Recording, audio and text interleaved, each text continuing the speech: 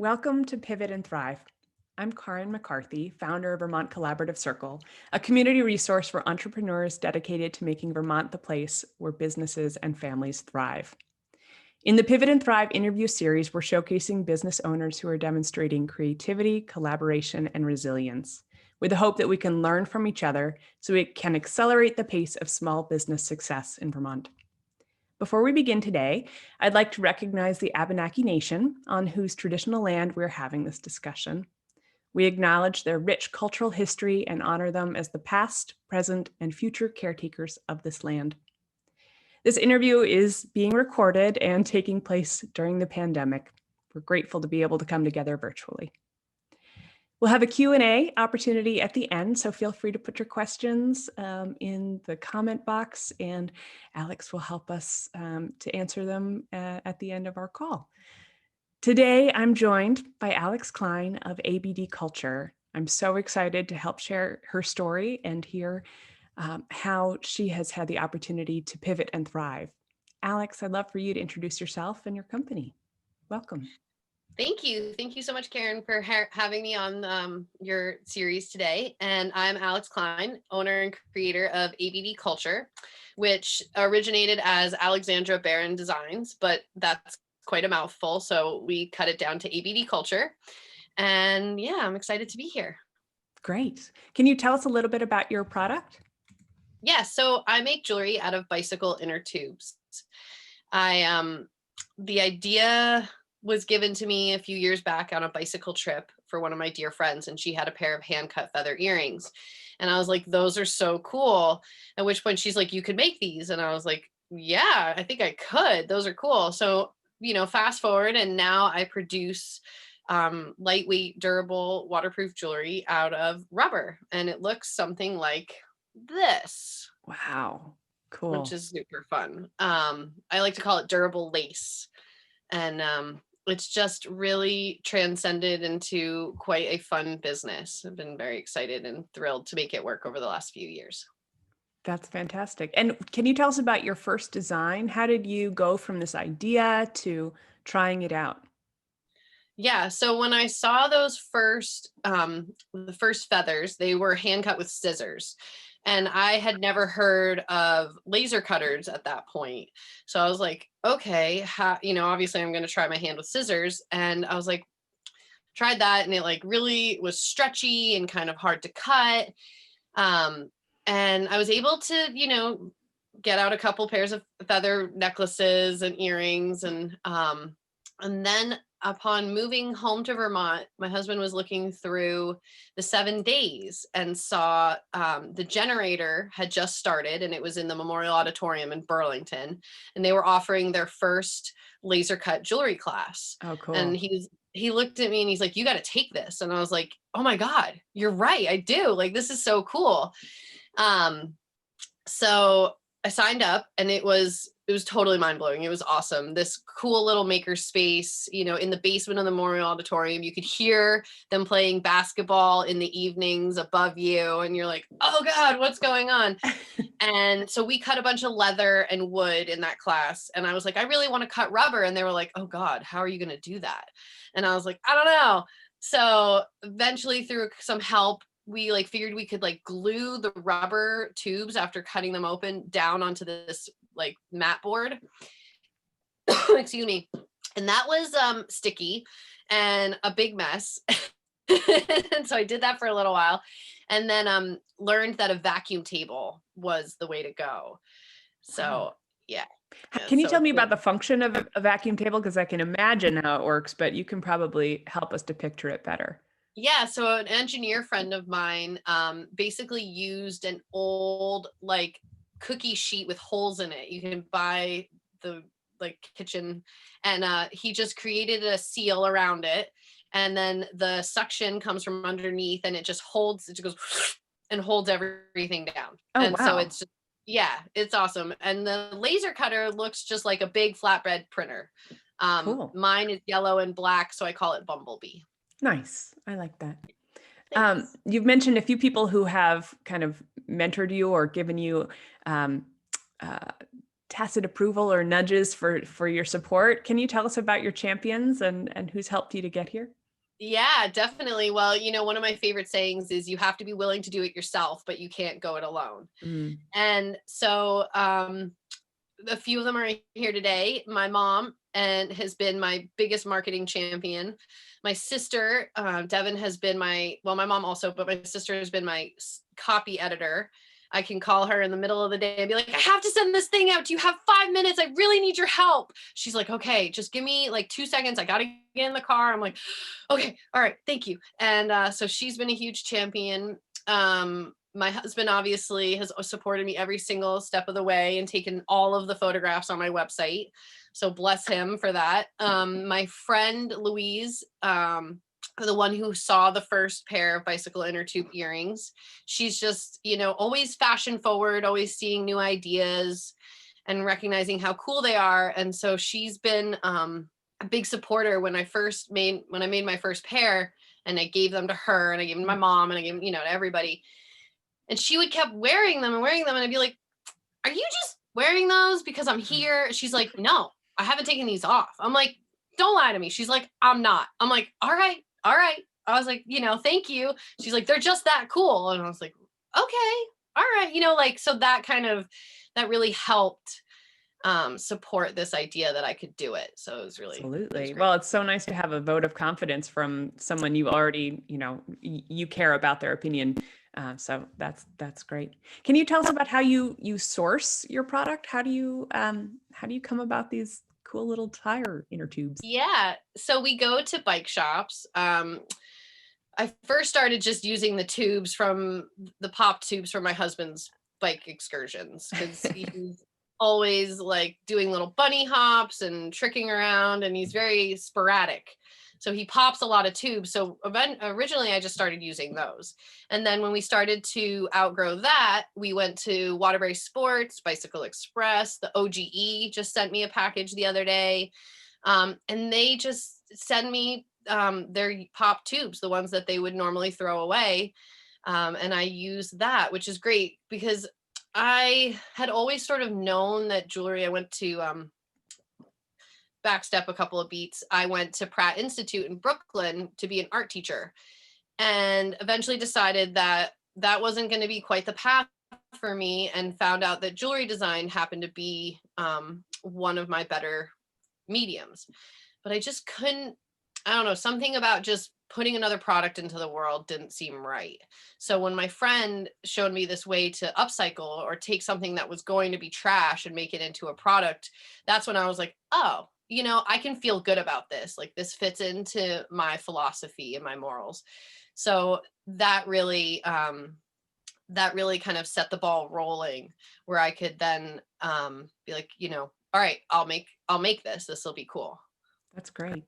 Can you tell us a little bit more about like the first stages of growth for your company, how you went from making things for your friends to launching as a business? What was that story for you? Yeah. Oh God. So how does that go?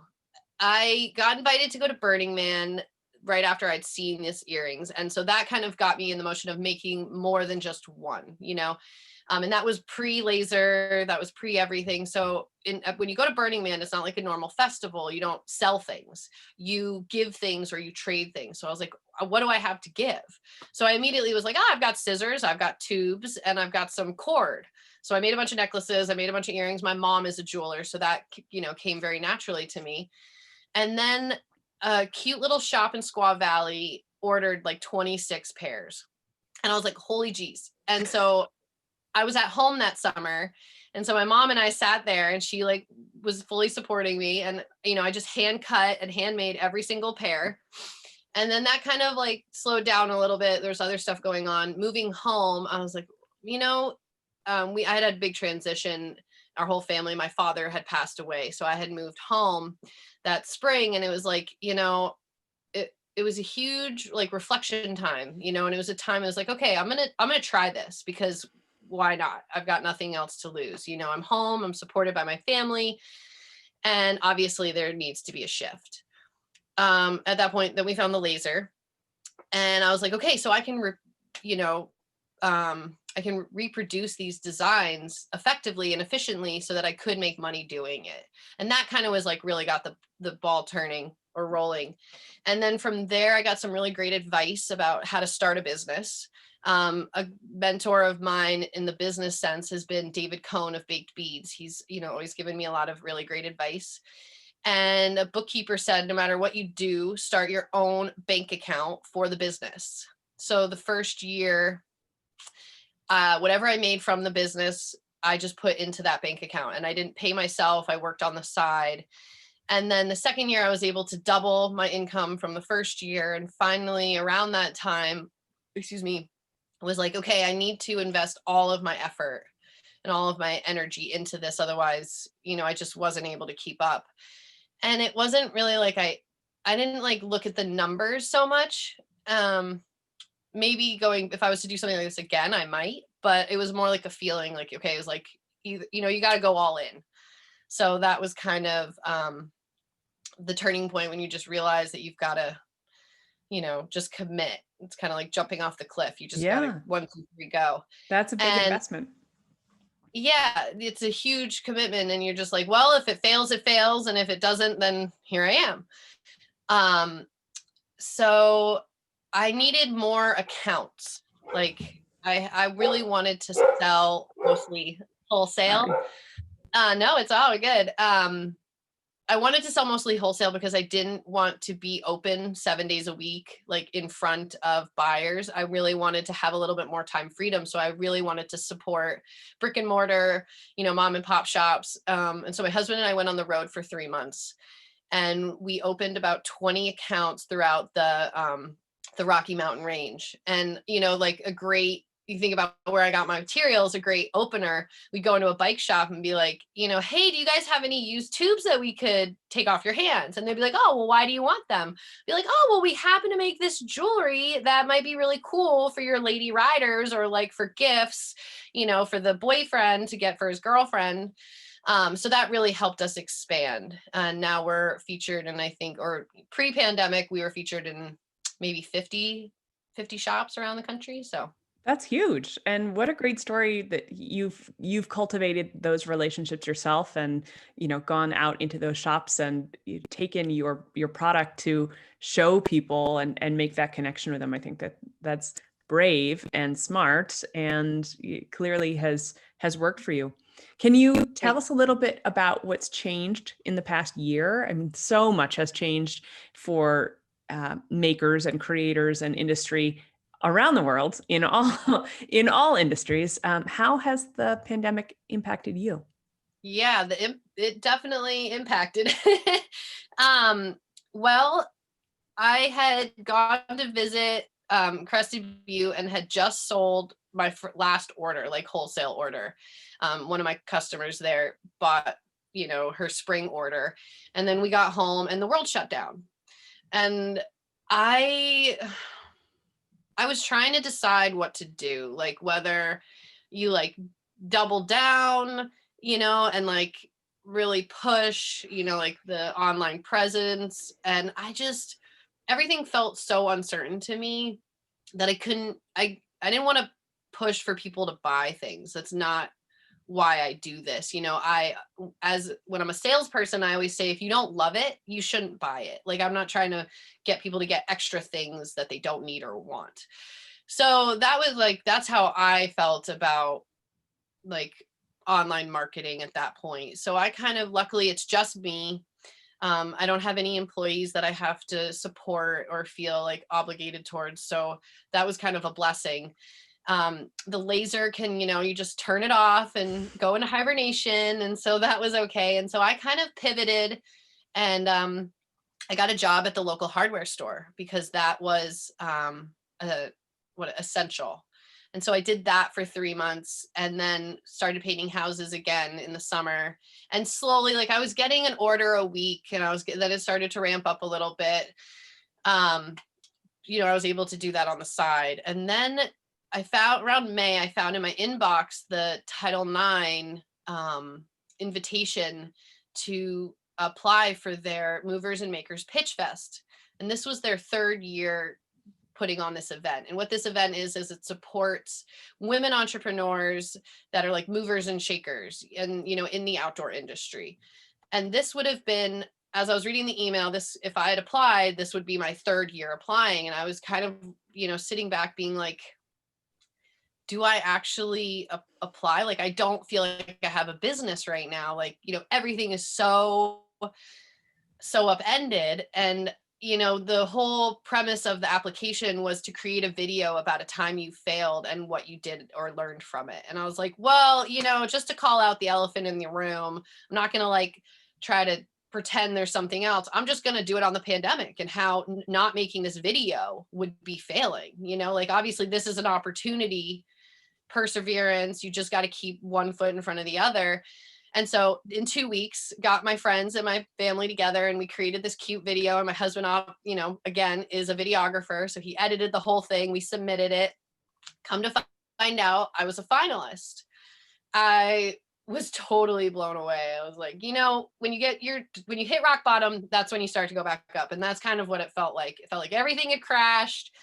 And then there was like this shining light. So fast forward into September and the business started ramping up and I was focusing all my energy on getting ready for this T9 Pitch Fest, which I was really hoping they were going to do it in person in California, but they didn't, which was probably the smart thing to do, even though I was like, yeah, I love their office because I got to go last year. But so we did it via Zoom and it was amazing. And the woman who puts the event on is incredible. And come to find out, I won one of their retail prizes. So as of the spring of 2021, I will be featured in 18 of their retail shops and on their website. So it was, some highs and lows of 2020. Oh my goodness, that's huge. That is absolutely huge and such a testament to putting yourself out there. And you don't get what you don't ask for. And I think, the connection that I see absolutely is also to your product and like turning a treasure out of something that other people might have tossed away. You might have said, I don't have a business, I'm not going to do a video, but you did. And you won recognition and space in their retail store, which just launches you into a whole new other realm of possibility and opportunity. So I'm just so happy for you in that. Can you tell us a little bit about what it was like to put yourself out there? How did you, it can be so nerve-wracking to apply for something, especially in national competition. How do you prepare for it? What helped you to feel like you were ready to put yourself out there? I think I have this great ability to forget things. So I think I sometimes just like put that aside. I just sort of like, okay, well, we're doing this. So you just kind of block out the other stuff. But I definitely wrote down my presentation. I studied it 5 or 6 times a day. I was trying to memorize it. That sort of worked. I think maybe if I had been a little less nervous, I would have been able to memorize it a little bit better. But I don't know. You just kind of like say, for me, I just kind of say, screw it. Like, this is who I am and this is what I'm going to do. And oh, well, if people or folks are, like don't like it or it's not received, it's like, I have to keep going, I have to be me and I have to do me. And so, yeah, you just kind of hope it works out. And, I guess years ago, I've just decided if I could be optimistic or pessimistic or, choose to view things if they work out or don't work out. I just chose to be like, well, something's got to work out. Like, I'm just going to go for the positive side. I'm just going to believe in that things can work. That's great. That's Thanks. great. Yeah, absolutely. How have you shared this experience with your followers? You have a great following on social media. How do you talk about the award that you've won and how you're growing your business with the people who are following you?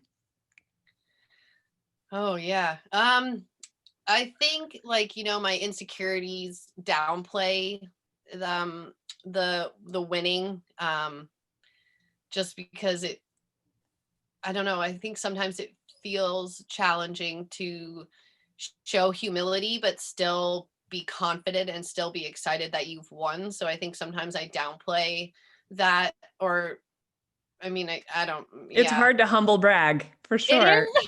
It is hard to humble brag. So I really focus on coming from a place of gratitude, because that feels genuine to me. And I can just, I'm grateful for everyone that's helped me get to this point. Grateful for that road and that journey. And it's something it's something that I can speak honestly to. Mhm. Um, and so I just try to share that. Can you talk a little bit more about how you stay connected to your sense of self and purpose? And transformation can be really unsettling. What is it that you do to help yourself stay grounded in the face of change? Yeah, well, I always like to recognize when I am in those hard places that the most work or the most success sometimes comes from those uncomfortable places, and that's where the growth happens, because that's kind of where you're, connecting new pathways and new ideas.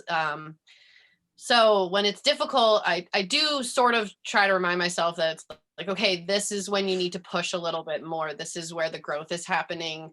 I always have this joke, like I could be crying because I feel so insecure about what I'm doing, but I'm still going to twist wires. I'm still going to put this order out. I'm still going to sit at my desk, and I'm just going to work through that.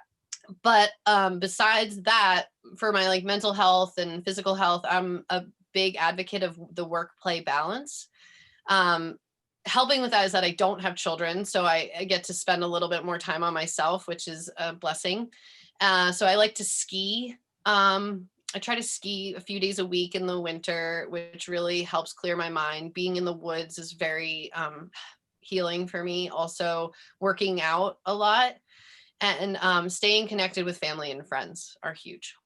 That's great. And I think it's so true, just having that creating a blend, if you can't balance it, a blend that's intentional, where you're taking care of your body and getting outside and connecting with your sense of self while you're still checking away the to-do list items. Yeah, I think that's really Yeah. smart and relatable. I think we're all working on that.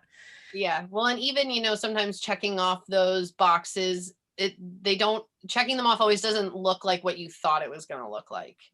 Do you know That's what I true. mean? It's like it might be in your PJs, it might be at, 3 p.m., it might be at 8 p.m. It might be, that email that came through and you're like, "Oh God, what do I do?" And you're still, like you're watching TV, but you're like, I have to deal with this right now. It's funny how it looks so different than what you anticipated sometimes. I think that's really true. Yeah. Can you tell us how you're finding inspiration and uh, community? We're all kind of in this socially distant place right now. How are you staying connected, and who's inspiring you? Um, yeah. So my family inspires me a lot.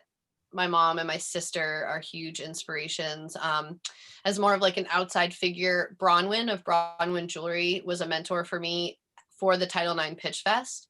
And so she, as like a business role model, has been a kind of a sparkly light. Like she definitely, if I think about what I want from 10 years from now, it would be like a business like what she's created. And finding community, our gym is open. So, with distance, I've been slowly starting to get back into that. A lot of distance walking with my friends and family. Now that skiing is sort of open again, that kind of helps a little bit. Zoom calls, and yeah, so just, taking it one day at a time. Hmm. You started to mention what you see for your future company. Can you tell us what that hope for growth looks like for you? What's the right size or direction that you want to take your company? Yeah, so my big dream, my like stretch goal would be to find a way to recycle more plastics and divert more plastics, and then create them into, excuse me, uh, fashionable, wearable, comfortable jewelry or accessories. That's kind of like the big overarching dream. But I would love to like Title IX would be a great example. Like I have been able to visit their home headquarters, and it's incredible. There's a gym in the middle of their office. It's like an old warehouse space where it's open, and there's a kitchen, and it's just like a great community space. So I would love to be able to have something along those lines. I don't want to grow so big that that's not like, I don't want to become a corporation. I want very much to like create a community where people feel comfortable to like have a lifestyle that they love, to be inspired by the work they're doing, and to kind of create a product that is lessening our footprint, not adding to it. Mm-hmm. I couldn't agree more. I love that. Can you tell us about some of the challenges that you're working through at the scale you're at right now, and if there's anything in the community, or anything we as a community can support you in tackling? Yeah, so it's always, for me, right now, it's like there are a couple of things that in my production line that we're working on. I have some great resources in that regard that we're slowly chipping away at a cleaning machine to help streamline the production. And then it's kind of a marketing thing, because I'm one woman show, and so there's only so much I can do. And so it's like finding those marketing resources that are willing to help small businesses that aren't always as traditional as you would think. And it's usually a budget thing at this point. It's just trying to put the dollars in the places where they'll be most useful. So that's kind of where I'm trying to, like, I'm working on new packaging right now with a friend. And so that's like where some of my dollars are going, and upgrading the website, because that's kind of like a living document that's always growing with me. And, we always think like, oh, I've made this website. You think you can set it and forget it. And that's so not true, because, new products have to go up, new photos have to go up. There are new SEO things going on. So there's all that, and then just the social media. Like I do my own Instagram and email marketing, but there's so many possibilities with all of that. So it's like, what can I tackle? What can I, source out to an independent contractor, and kind of picking and choosing what are the right things to spend your money on. Absolutely. And having a strategy for that, I think it sometimes can really help to have a community to help you weigh, like your own board of advisors to help you weigh in for those companies like Bronwyn that you said, who have advised you, or people who have supported you with your mom with her jewelry company, helping you to understand how best to align the resources you have with the direction you want to go. So that's fantastic that you're tapping into those people who have experience.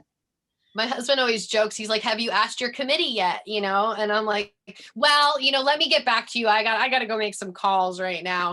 So I feel very grateful to have an amazing community and committee that I can pull from, and just, ask their opinions. And it doesn't mean I'm always going to like their opinions or, do what they say, but they're there. So it's been on great. Speed dial. Oh yeah. That's great. 5 times a day. Mom, I need this. Mom. So what does it look like for you launching into 2021 with the new retail commitments that you have with Title IX? How are you cooking up those projects? Yeah, I'm super excited. So in the middle of January, I will have my first purchase order to send to Title IX, and hopefully it'll be in our new packaging, which I'm really excited about. Then a few months later, I'll send the second purchase order. So that's kind of like the first thing on the docks. And what else do I have going on? So it's the new packaging. I've been upgrading the website. And then I always, if you ever want to come say hi or see me, I am always at the Artisans Gallery. I think it's going to be Tuesdays this year. And that was a gallery, or is a gallery, that my mom started when I was 12 years old, and has been around for 25 years now. And so now I'm a partner. So that's kind of like something that's ongoing, that I'm always a part of and helping be supporting member of. That's great. So that's always kind of on that back burner of projects in the future. And where is that And then, located? yeah, that's in Waitsfield, Waitsfield, Vermont, by the covered bridge. And I love it. It's really great. We have 150 artists, and that was, that's kind of between the Artisans Gallery and the Warren store. My mom is the buyer for the Warren store. That is how I kind of like market tested my product. That's the right way to say that. And when it started selling, I was able to be like, okay, this is a viable option. And so that was very helpful in that regard. And it's great to have a place where I can be to kind of talk to customers and get firsthand knowledge of what they're seeing and what they're liking. So, it's kind of like doing farmers markets, or, this year's been hard for those things, but luckily we've been able to be open, and it's been great. It's a warm, comforting place. And I like to think of it as a museum of contemporary art. Ooh, So I it like adds that. thanks. It adds enrichment to my life, and I love That's it. great. That's great. Now, can you tell us a little bit about, I don't know, maybe it's a top secret item, but your new packaging? You Oh said that yeah. you're working on it? Yeah. Hang on one sec. I have a few of them right here.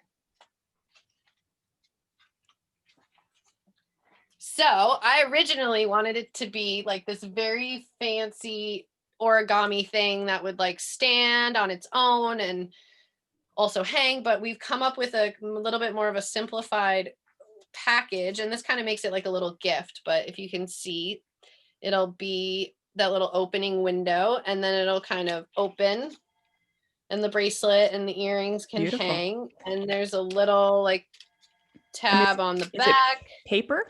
It'll be cardstock. This is just one that I laser cut to kind of test. It can Cool. kind of stand. And I Beautiful. don't think that's going to be the color, but it's a good start. I like it. This is kind of one of the wonderful things of having your own laser cutter, is that you can test things like this. So it's been really Prototyping. That's I love fantastic. prototyping. You got to do it. I even like triple measured it last night before I like said the okay that we can make a die cut for it. So I was like, oh God, okay, make sure it's actually right before It's you going to be send go. real. Yeah, it's going to be real, and you're spending money on it, so it's got to work. Oh, that's great. Um, we do have space for questions. If folks have them, feel free to pop them into the chat box. Just a few more questions for you. Do you have a hope? I know that you contribute to 1% for the planet. Do you have a hope for the impact that you hope to have through your business? Yeah, I mean, I definitely hope to always have an impact. Like for me, you got to give to get. It's about what you can add, how you can add benefit to others. I am a 1% for the member planet. I also have created collaborations with Yoga for Cancer. I've done an earring design for them, which is really wonderful, and they're an incredible group of ladies. I've also created a collaboration with the Milldale Farm Center for Wellness and done an earring for their yoga festival. So it's really, like your name says, it's really about collaborating and creating community and working together, because we are always stronger together than we are apart. I think for me, the main way I focus on giving back is through my product. By trying to create a product that is using the discarded, is something that we're not just printing more things that are going to sit in a landfill. I understand that this might someday get to the landfill, but at least its life has been extended longer. So that's kind of like where I can feel good about what I'm doing. Absolutely. And I think you can help people connect with that sense of repurposing and upcycling and feeling connected, that their choices have an impact in the environment. So I think that not just the jewelry you're impacting, but the way that people feel about the behaviors and choices that they can make in the way that they spend their money, and how those choices can have an influence in the community and in the world. So keep up the good work. Thank you. Yeah. Obviously, the pandemic has been very, very difficult for very, very many reasons. Has there also been a silver lining for you? How has How has your life changed in positive It possible? yeah, positively. It's my husband is very happy, so that's great. He doesn't feel obligated to hang out with people. He loves being at home. So that's always the silver lining. We've done a lot of really great house projects. We put in a perimeter drain in our basement, so our basement is dry. So that's been, Woohoo! small, but it's huge. It's been reflecting. We've all had to kind of step back and see what's important to us and how we want to be in the world. But also, it's kind of been streamlining or streamlined because you just can't do as much. You know what I mean? Like, life is a little bit simpler in the fact that you do what you can, and you don't have all these like outside obligations of places you have to go or be. So it's been kind of calming in that sense. And yeah, it's just sort of kind of about dropping back and punt. You just got to like reevaluate, reassess, and kind of keep going and find the small wins or the small joys. Like, did you get to go for a hike today, or did you get to go outside, and how was your dog walk, or what are you having for dinner, or did you get to talk to a family member that you haven't spoken to in a while and connect in that way. So it's been about slowing down, finding the silver lining in that, and kind of um, just going with the flow. Absolutely. I think that that experience is one that is shared by so many right now, and that sense of gratitude for the small joys of having a dry basement, having a basement. Yeah. Uh, those are not to be overlooked in pandemic time. So I'm glad Yeah. that you're, finding ways to connect with the people you care about and share your product in new ways. Thinking about that, how can we as a community support you in your business growth goals? How can we find your products? And is there anything in particular that you would like us to help promote? Sure. Yeah. Thank you. Obviously, my biggest social media outlet is Instagram. So give a follow at ABDCulture. I'm always looking for wonderful, badass folks to share photos of them doing the things they love in the jewelry. I would gladly post if, their photos, if that's welcomed or if they're open to that. And kind of wear the product and just tell your friends about it, and support the path of using less, upcycling, walking the walk of what you believe in, and kind of being a role model for others. Mm. Well, I can't think of a better way to close this out than to have you share that sentiment. And I think it's one that we can all stand by and celebrate. So thank you so much, Alix, for sharing your story with us today. It's an absolute pleasure to talk with you and support the work that you're doing. Um, if you haven't already followed Alix, you can find her at ABD Culture on Instagram, or in her shop, which is lovely, and you should visit. If you're interested in more Pivot and Thrive opportunities, we do have a number of exciting events lined up, interviews, and also fresh in the new year, we're launching an online resource community for Vermont business owners to share stories, experience, and creative business acceleration tools. So if you're interested, if you're a small business owner, or if you know of someone, help us get connected, let them know about it, and join our launch week for early January so you can get involved and maximize the resources that we're hoping will help bring business owners together and help us to grow the small business economy together. So thank you so much, Alix, for your time. And thank you everyone for joining us today. I know that there are so many things happening in the world, and I'm really glad that we could share the space together today. Thank you. It Thank you. was wonderful. Thank you. Take care.